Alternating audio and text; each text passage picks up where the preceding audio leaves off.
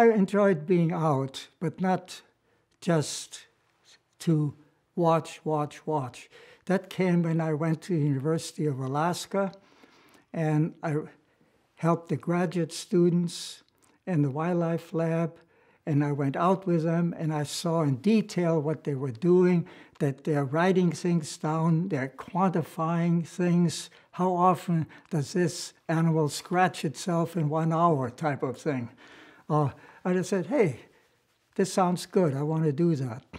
I like to be alone, watching things, wandering around the forest, seeing wildlife, seeing an owl sitting up in a tree. I just basically enjoy that. That's part of my character, being somewhat of a loner. But conservation is a step forward. In the beginning, no, didn't think about conservation as such. But then, particularly when I went to the Brooks Range in 1956 with Olaus and Marty Murray, he was head of the Wilderness Society, well-known conservationists. And he said, we're here to do a bit of science, but especially the precious, intangible values of the area. It must be protected. I've been fighting for that ever since. Well, you want to try to understand an animal. If you have a dog, you stare at it and wonder what it's thinking. The same as when you're meeting a tiger. What is really going on in that tiger? And to even get close, you can never understand. I mean, I have a hard time understanding my wife. But as far as understanding the tiger, by getting a lot of detailed facts, seeing the situation, I can get some impression of what kind of animal it is. Animals, like humans, are individuals. They're fairly predictable because it depends on your behavior. They can sense much better than you can what your intentions are. If you wander around with a gun, you have a tension in your body, an aggressiveness that an animal often can sense. Whereas if you just accidentally meet an animal, hey, the animal realizes this is an accident and you back off. Usually. But then there are individuals that, for whatever reason, can be genetic, it's because people have harmed it, they will attack. Why do you think most animals run away when you see them? We've made them shy. If you're nice to them, they wouldn't be running away.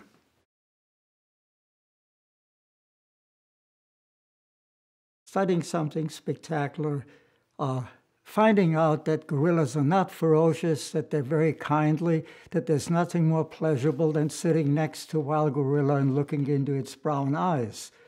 But it's the long-term studies that help protect it. And by studying something spectacular, I can also raise the money to go continue the studies or start new studies. And also remember, you're not just studying a tiger. You're studying all the hoofed animals, the deer, the wild bison, and others that the tiger eats.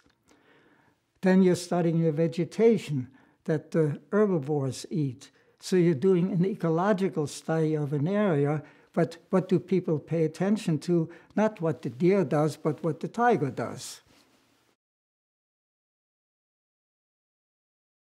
Having worked in Alaska with various species, you know that nothing is wholly ferocious, that if you do it right, if you go near them gently, if to make them realize that you mean no harm, they're not going to be concerned. And the same with gorillas. Day after day, you follow them slowly, a group. You sit near them. Don't stare at them. Look away. If they come near you, just sit quietly. And after a few meetings, they realize you're no problem and let you come then day after day. And you can see now that with the tourist groups, the big problem is that the gorillas want to come and touch you. Well, that's not a good idea either, because people are full of diseases which they can transmit to the gorillas. But all these animals, lions, tigers, and so forth, they become very used to people. You got to be a little careful, because you never know if a tiger has had a bad experience with people and jumps at you. But I've met tigers from me to you, and they're both surprised and back off without any aggression on either side. I find a group. I recognized all of them individually in the area where I worked, about 200 or so. Their faces, particularly the nose area, is very distinctive. And so I check out who is there. And the wonderful thing in Rwanda is you go out with the guides there now. The guides now know all the gorillas and can check and see what's happening. But so I go, how far have they gone? What is their main food that day? Are they meeting somebody? And what happens when they meet? Usually there's aggression when two gorillas group meet. Sometimes they mix. And you don't know, you want to know who is aggressive, do you know their history, and so forth. Usually it took maybe 10 to 20 meetings with a group. They live in tight groups, which makes it easy. And you've got to get the big male to accept you, because he's the one that defends the group. And if he pays no attention, the rest don't pay attention, and then they get curious and come to you. The forest where I was working had a lot of trees with big, low branches. So to see them better in the vegetation, I climb and sit on a branch, and a female gorilla climbed up and sat on the branch next to me. Well, we were both a little nervous. She'd look at me and then quickly look away. I'd do the same. And so we sat there a while, and then she climbed down and walked off. Now, that's lovely. And then others started coming close when I come near. I didn't encourage it, but I just stayed there. It got so I could sleep with them at night. I see where they're going to bed down. I lie down 100 feet away or so and spend the night to find out what goes on. Actually, you know, I'm more worried about studying a bear than a tiger, because a bear's facial expressions are not as clear-cut as a tiger. You know what a tiger is thinking, but a bear, more difficult. So you have to decide what is best to do with these animals. And for example, in the tigers, where I worked in central India, I was out all the time walking around. I'd meet the same tiger again and again. I'm sure they recognized me. I wore the same dirty clothes all the time. So again, the animals learn, hey, this guy's no problem. And so they don't make it a problem. In fact, they don't necessarily run away. I've had them crouch right 10 feet away while I walk past and purposely not look at them. For example, snow leopards live in open country. They can see you 2 miles away and hide. All right, my most wonderful encounters are when they accepted me. And I see them, they're not running away. I watch them a while, it's dusk. I sleep right near them because they have a kill nearby and so don't run away. Well, to really feel that an animal accepts you is one of the most satisfying things for somebody like myself. People haven't seen a Tibetan antelope. Beautiful animal. Well, I was very fortunate in that China, in recent years, has been truly interested in protecting some of these species and has set up reserves and started anti-poaching work. And the poor antelope, of course, has been in big trouble because it's got the finest wool in the world. And during the 1990s, about 250,000 were killed on the Tibetan Plateau. The wool exported to India, and they make these lovely chartreuse shawls, which ladies like to wear and buy at prices up to $15,000. Well, that market has gone down because countries are now more aware of this, and China has been protecting it. Borders are better patrolled. So it's step by step. It takes time. There are no victories in conservation.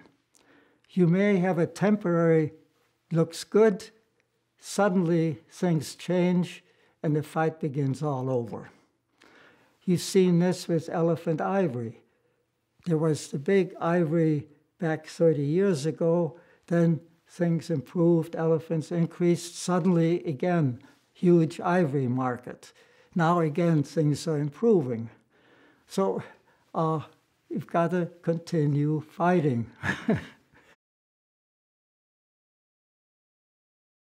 The one thing that has happened in so many of these studies, whether it's tigers, lions, pandas, and so forth, that's been continued by other biologists, both foreign and local, and that's ideal. So somebody continues the monitoring. That's why these places like the Serengeti still exist, because there are people there caring about it. You realize early on that you do a good scientific study and publish it.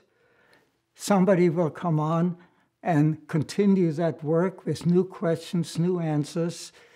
So this is an evolving situation, and it's never a final one.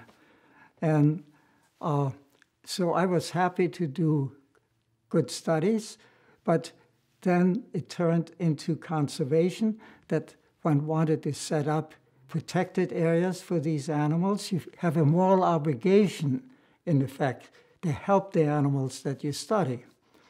And then another very important step is that you find local graduate students in the country where you're working, take them into the field, and get them enthusiastic about studying their own wildlife in their own country.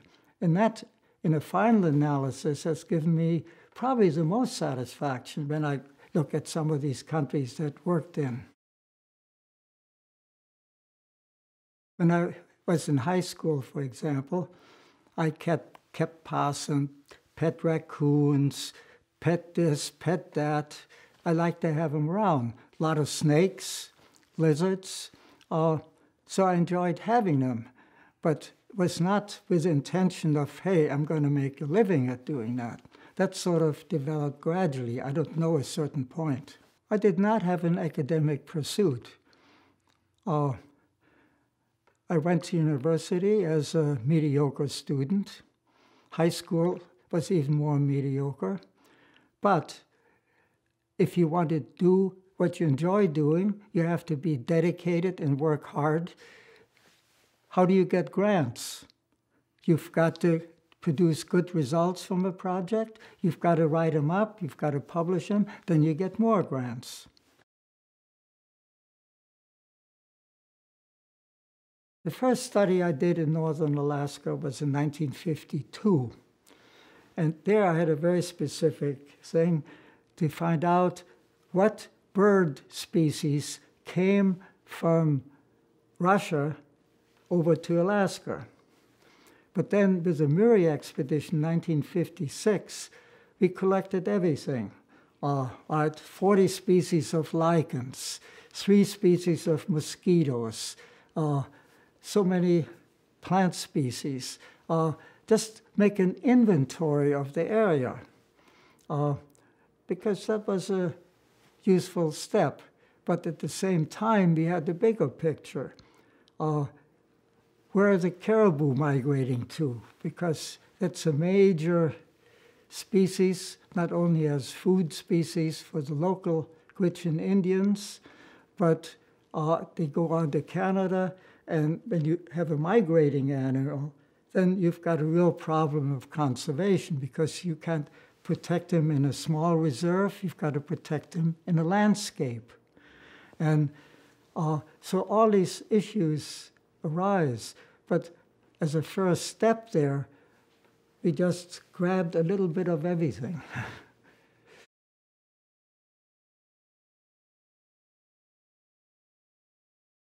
I knew what I liked, why change it? That's one reason I've never become a university professor. I wanted to have the freedom to decide, well, gee, it'd be interesting to go to Iran and study the last cheetahs there, and then find the money and go and do it, not having to wait in an official system. I was lucky.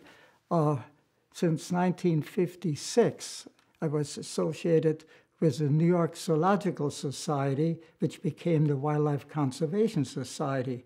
And they were wonderful in that they gave you the freedom to take off and do things as long as it fit their general program. I grabbed good opportunities. And some of the best ones I was asked to do. I was asked to go to India to study wildlife. Then I was asked to come to the Serengeti and study lions by the head of the Tanzania parks. Then World Wildlife Fund and the Chinese asked me, come and do pandas. So I went to China in 1980 to work on pandas, which we did for 5 years, and I still go there every year to collaborate with Chinese teams on wildlife studies. So a lot of these things just sort of develop.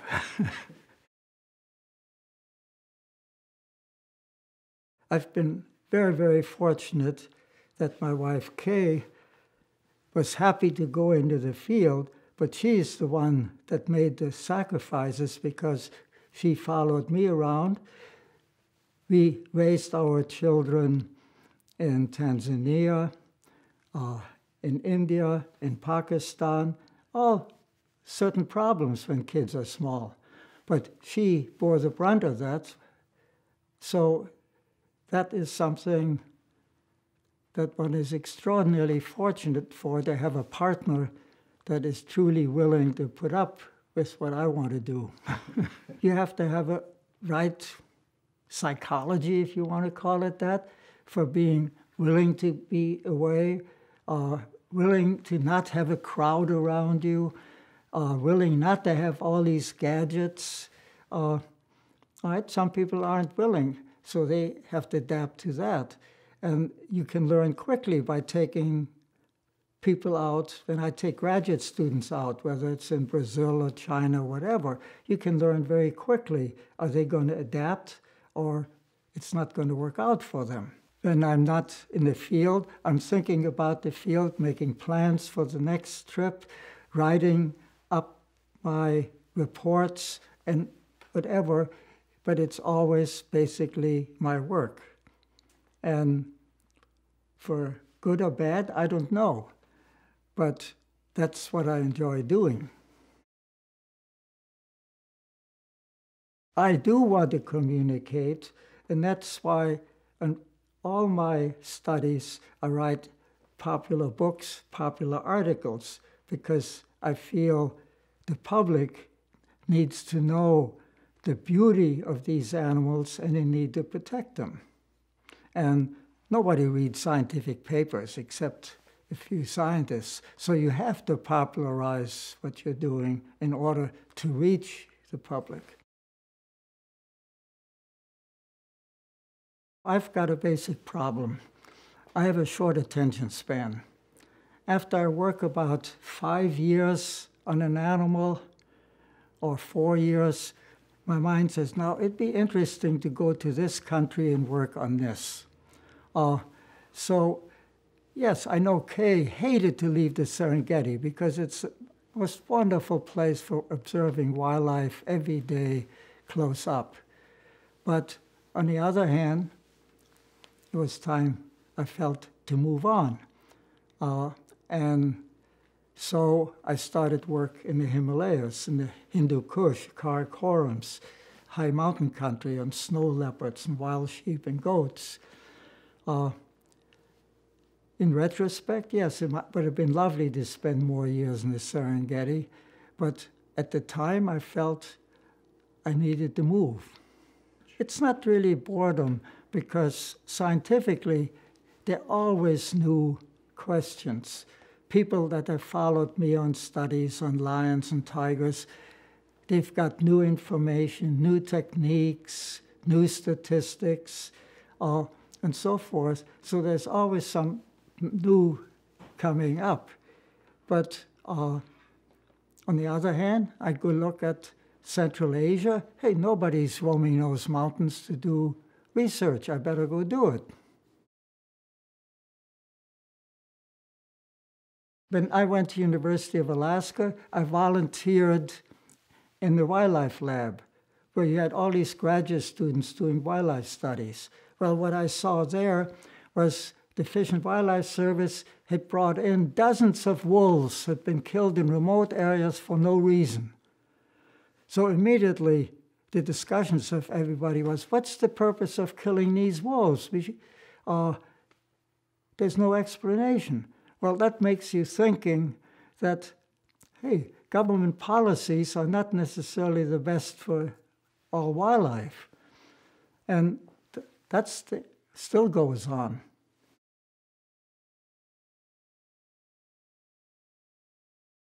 The success, in part, was due to Olas and Marty Murray, who then gave lectures all over the place and pushed things with the government departments in Washington and so forth. They built a political infrastructure to make it possible. All I did was collect some facts. They did the next important steps. People are not that interested in facts, especially Americans. Science is not high on the agenda in this country. You've got to approach it by emotion. Gorillas arouse emotions. Therefore, people will say, yeah, we must protect gorillas, even though they never expect to see them. So you've got to find something to arouse the people's interest and emotion to get something done politically. Obviously, one of the jobs is to give enough information to the public so they will also consider who to vote for, because the final decisions are always political. So if you want to save national monuments in this country, you have to be sure you have leaders that are willing and interested in nature. So this is true in every country. You get angry, really angry, that there's so much lack of concern for the future of this planet or individual countries, but you keep fighting. You've got to pick specific fights. You can't do everything. And those you can fight for on behalf. And every government, whether I'm working in Brazil or Afghanistan or where have you, has people that want to protect. And take a look at Afghanistan. In spite of all this fighting in the recent decades, they set up new reserves. You know, countries distrust foreigners, especially Americans. But once you get their trust, that you're really concerned about protecting their natural heritage, that you're there to help them, then you find people, surprising people, that really come and work with you and want to help. And so I'm very gratified that I've been accepted by various countries. The Amazon forest is as big as everything west of the Mississippi in the United States. Very little work is being done. Somebody's got to work with Brazilian teams to do more work. So then I started working in Brazil in the 1970s. All right, so I find some Brazilian co-workers, and I say, let's do something in the Amazon. So I've been going to the Amazon for the past few years. In field biology, things have been advancing in just identifying with DNA. I can pick up a scat, animal dropping, and find out from the DNA what it's eaten, which species it is, was it a male or female that did it, and what individual it was. So those kind of things will continue to develop. So you get more detail. 20 years ago, I would not have thought I'd pick up a tiger scat and get all this information from it. Certainly, if you want to get into field biology, these days you should also study anthropology, because so much work now is with communities. How do you help communities? How do you convince communities to protect their environment? Especially if, let's say, you have a tiger eating your cows. The natural gesture is to kill that tiger. Well, what are the alternatives? That's the kind of thing one is now increasingly working with. In the end, it's been basically, sure, I get some good information on some of these spectacular animals, but the contribution has been that biologists often in those countries, like the panda, have continued the work and even done better and more detailed work. So the effort continues, the government continues to be interested, protecting more areas that save all the other species in it and so forth. So it's basically stimulating local effort that I think is the most important in the long run. It's satisfying when you do something that you think is a reasonably good job. But certainly personally, it's not something I sit back now, hey, that's it. I've got several other things that I'm working toward. So if I can get good results, fine. If a country sets up a reserve that I recommend it, wonderful. If it doesn't, well, bad luck. You see more destruction. You can see with climate change now, of which a lot of people seem to be in denial. Even though if you look at the history of the planet, there's been climate change right and left every few millennia. So you're going to have drastic habitat changes, drastic weather changes, drastic ocean changes. Everything's going to change. Well, for children, you've got to start young and making them aware. They can join Audubon Society and other institutions that are local and go out with them. Schools should take them out on nature walks and so forth. But it's a continual process, because these days, there is so many distractions under every child, teenager, and so forth, that to keep them focused on something is probably not so easy.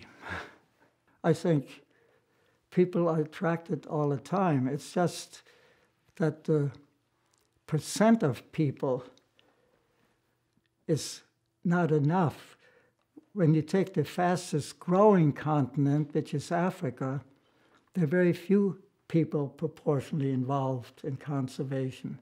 And ultimately, it's a country itself that has to protect its habitat. You can't wait for outside biologists to come in to do it.